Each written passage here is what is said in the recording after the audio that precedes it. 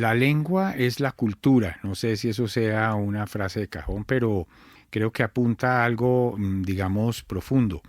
Por lo tanto, enseñar una lengua no debería ser solamente enseñar una cantidad de palabras diferentes y unas reglas de gramática, sino que quien se pone a aprender una lengua, aunque no se dé cuenta, se está metiendo en una nueva dimensión, en una manera de ver el mundo, si quieren. Vamos a proponerle este tema a la investigadora Natalia Lamprea, que dirige el programa de Lenguas Modernas en la Universidad Javeriana. Natalia, buenas noches, bienvenida a Bitácora. Buenas noches, para mí es un placer estar acá acompañándote en el programa. Natalia, lo suyo es la lengua francesa, la enseñanza de lengua francesa y de lenguas en general, pero creo que su manera de aproximarse al tema va más allá de lo gramatical y del vocabulario. Lo suyo tiene que ver como con la francofonía. ¿Estoy en lo cierto? Exactamente.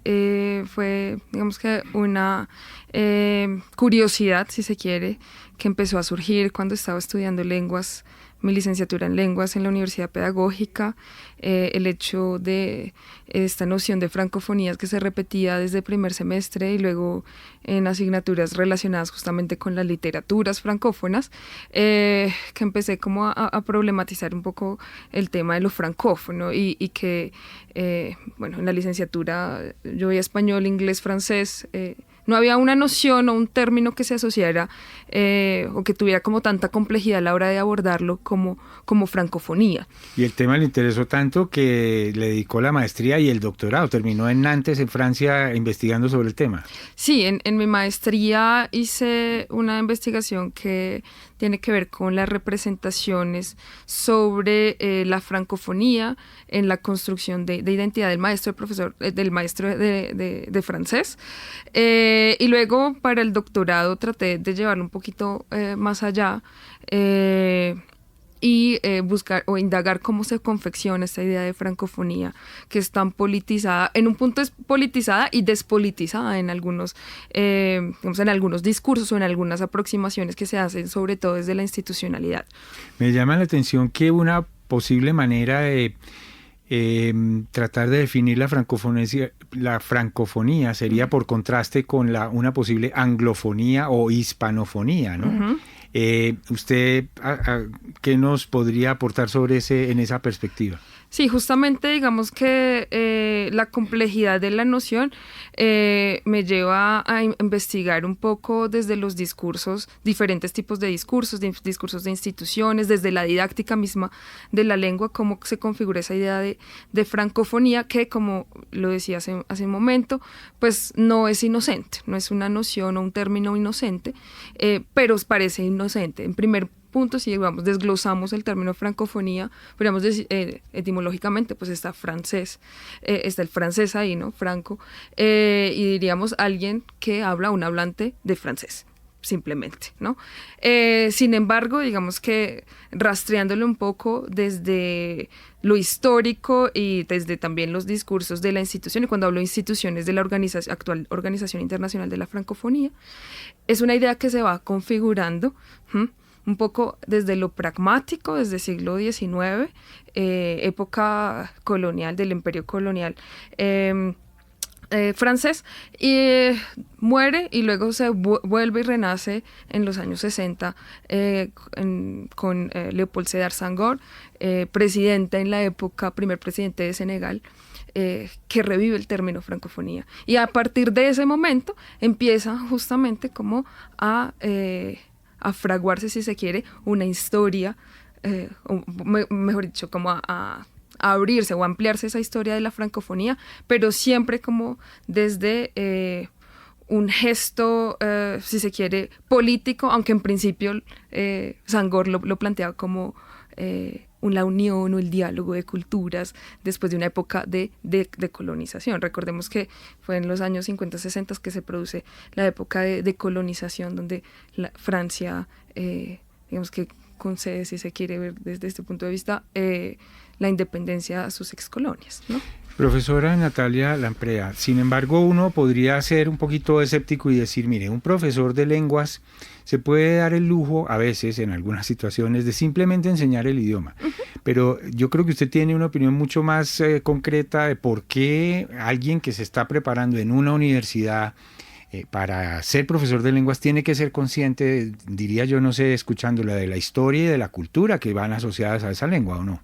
Claramente, esto es, digamos, una idea un poco de complejizar nuestro rol en tanto profesores de lenguas, en este caso, pues, de francés, que, como te decía hace un rato, vamos más allá de ser repetidores.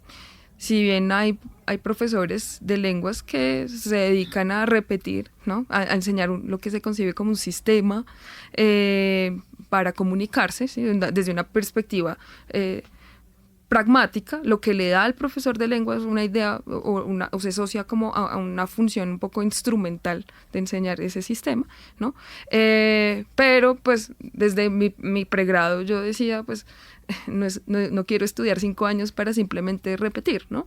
Ahora vemos en los institutos de lenguas hay personas que no necesariamente tienen una formación de lenguas, pero que saben hablar la lengua y eventualmente las contratan. Eso ha ido cambiando con el tiempo justamente por el ejercicio que han hecho las licenciaturas también de complejizar los contenidos y que un profesor de lenguas es multidimensional. No es una persona simplemente que aprende un sistema lingüístico, pero como lo decías al inicio, digamos que hay todo, o es la entrada, digamos, a una pluralidad cultural, lingüística también, y que también entra en diálogo con otras disciplinas. Es, digamos, que también la perspectiva que tenemos desde el programa.